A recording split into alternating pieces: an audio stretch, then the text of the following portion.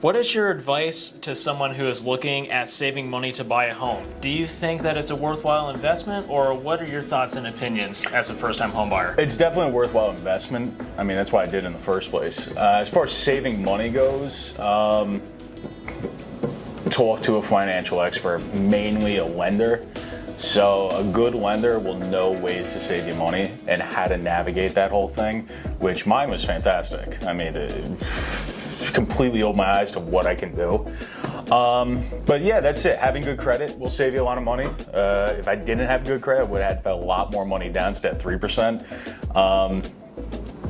And when he means a lot more, it would have been a lot more. Yeah, in the avenue of like $15,000 more. So that has a lot to do with it. So just, know your options.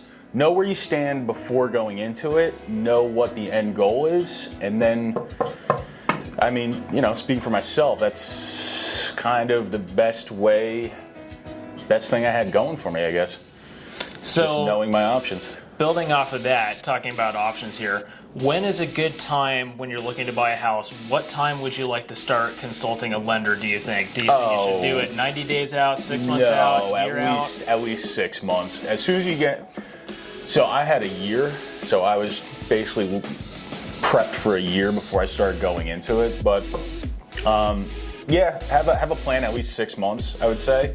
And that's kind of a good starting goal, because if you don't have the money, it's not easy for everybody to just bank an extra $10,000 out of nowhere. So having a plan set up is probably the best way to do it. Bingo. Yeah. Did your lender advise you, say for example, you're working for a job that's a little bit on the lower paying side, but you have an opportunity to switch jobs before the home purchase process? Would you say stick with the lower paying job until you bought a home, or jump to a new job based off of what your lender told you?